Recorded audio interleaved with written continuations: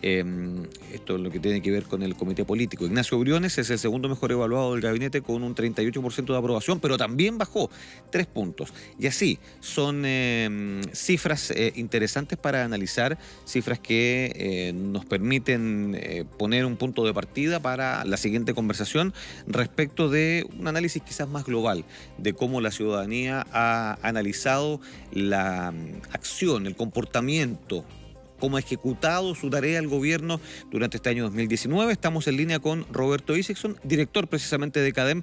Roberto, ¿qué tal? ¿Cómo estás? Muy buenas tardes. Hola, Roberto. Hola, Paola, Armando, ¿cómo están? Bien, gracias, muy bien.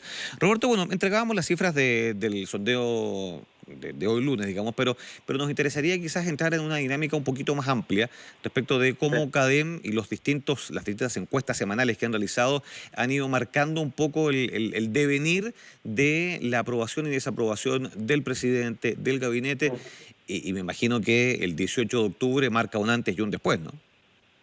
Sin duda, o sea, la aprobación del presidente del 18 de octubre venía cayendo de forma sistemática, pero se encontraba en niveles normales para un segundo año de gobierno. Es importante entender que en general los segundos años de gobierno son los de peor evaluación de un presidente.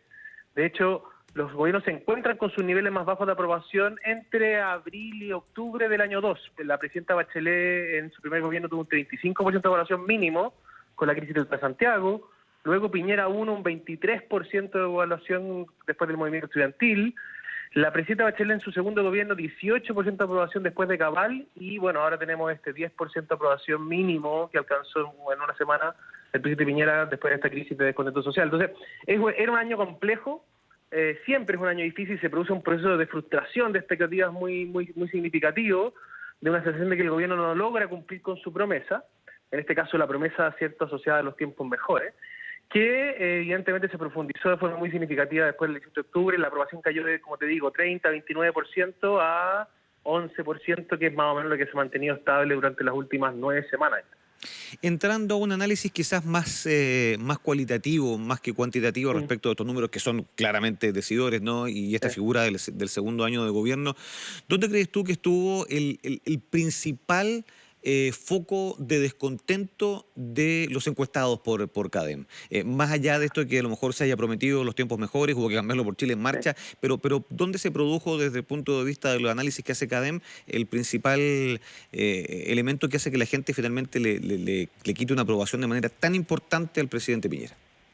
O sea, bueno, hay dos momentos, ¿cierto? Pre-18 de octubre y post-18 de octubre. Pre-18 de octubre yo diría que había dos factores. Efectivamente, el asociado a la frustración de expectativas producto de la promesa de tiempos mejores. Y al final, ¿qué es lo que entendía la gente por tiempos mejores? Tiempos mejores, más crecimiento, que genera más empleo, que por lo tanto aumenta las remuneraciones y que eso permite mayor consumo y mejor calidad de vida. Ese es como resumen. Y el segundo factor de crítica estaba muy asociado al gabinete. Había una sensación de un gabinete muy desconectado, muy poco empático con la situación del país, frases muy desafortunadas de ministros y de subsecretarios, por ejemplo, que la gente hacía vida social en los consultorios, o que frente al aumento del precio de las cosas uno podía comprar rosas, o que frente al alza del metro había que levantarse más temprano, ¿cierto? Sí. El bingo, La salud. el cultura, o sea, claro, entonces había un gabinete, un diseño de gobierno que estaba generando un quiebre muy significativo con la opinión pública. En el fondo, un gabinete muy poco empático que se reía de la gente, eran las frases que uno podía escuchar, digamos. Luego del 18 de octubre, ¿cierto?, cuando se produce esta crisis, que en el fondo la violencia termina generando un fuego, por así decirlo, de descontento social, ahí hay otros factores.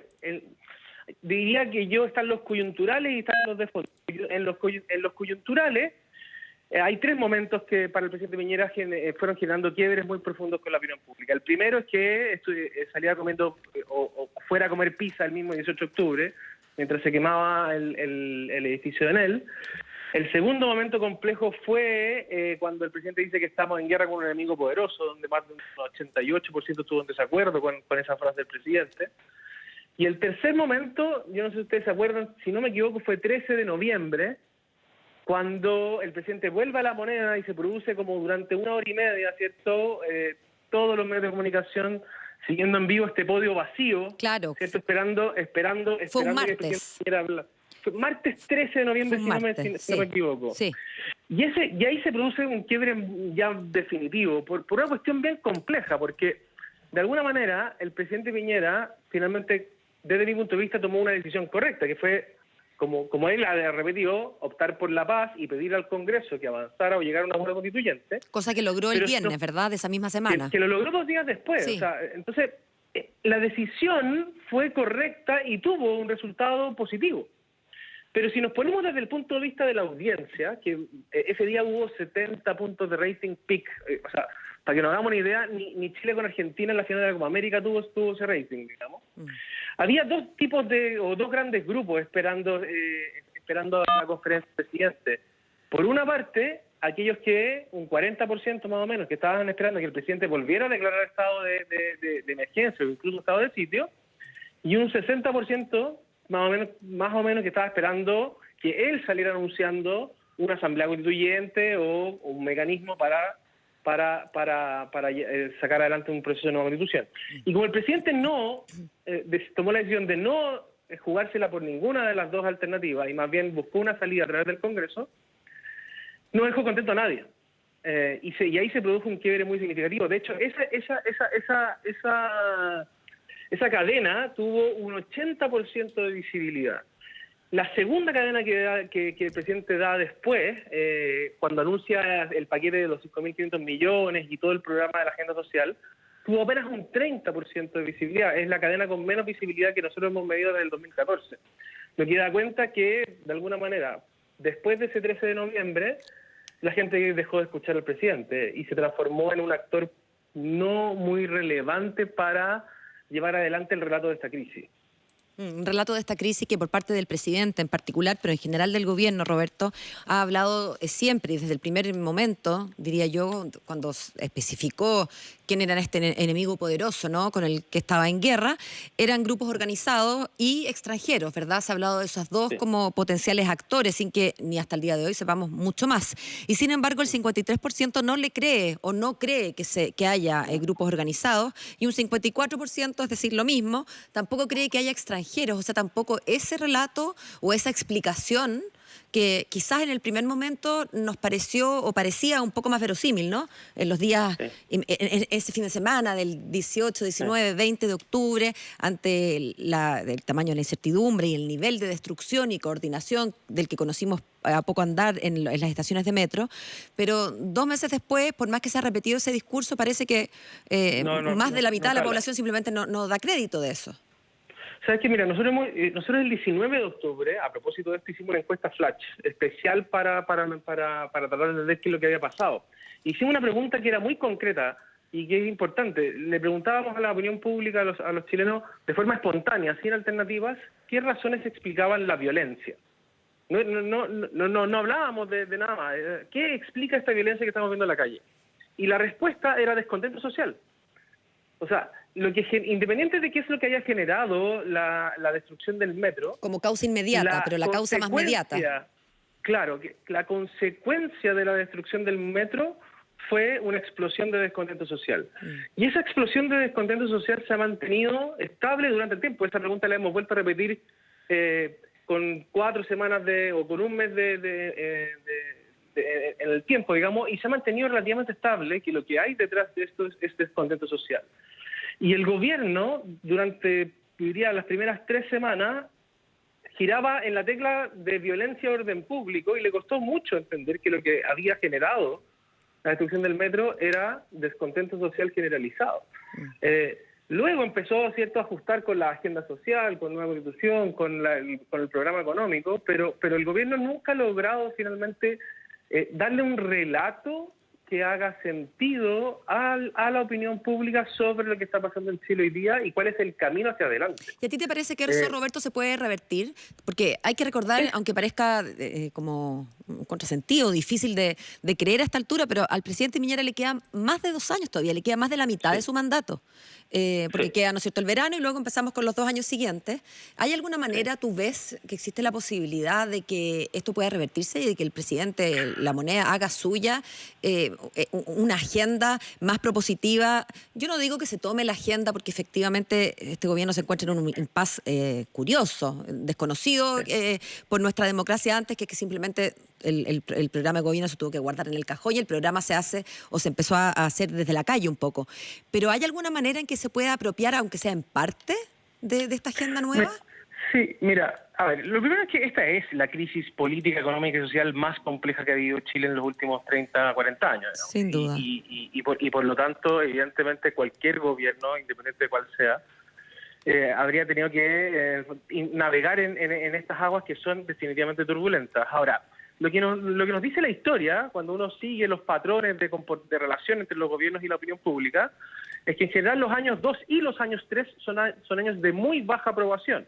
Y por lo tanto es difícil pensar que el gobierno pueda mejorar de forma significativa su nivel de aprobación, al menos durante todo el próximo año.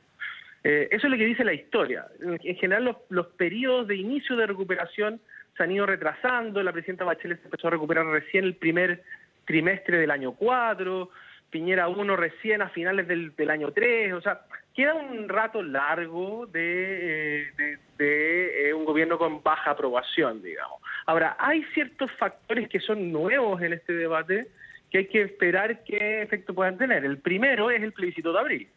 Los procesos electorales en general tienden a ayudar a generar nuevas expectativas. Y en eso no habíamos tenido nunca un plebiscito, por lo tanto no sabemos el efecto que pueda tener ese plebiscito sobre una renovación de las expectativas, en un contexto donde el 85% declara que quiere una nueva constitución y además el 76% cree que va a permitir mejorar recuperar la confianza en el sistema político, el 58% cree que le va a mejorar la situación económica, o sea, que va a permitir resolver los problemas de educación, salud, pensiones. Hay una expectativa muy alta sobre lo que puede ser la nueva constitución y eso podría tener un efecto positivo. El segundo efecto positivo, también eso sí lo vivimos un poco más en el primer gobierno de la presidenta Bachelet, es el efecto económico que pueda tener la agenda, este anuncio de los 5.500 millones.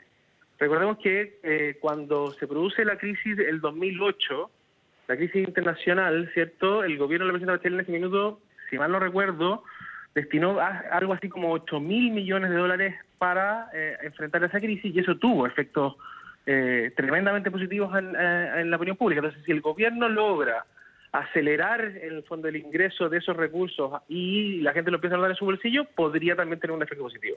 Ahora, efectos que de alguna manera tienden a contrarrestar lo que yo acabo de decir, hay varios. Primero está la polarización.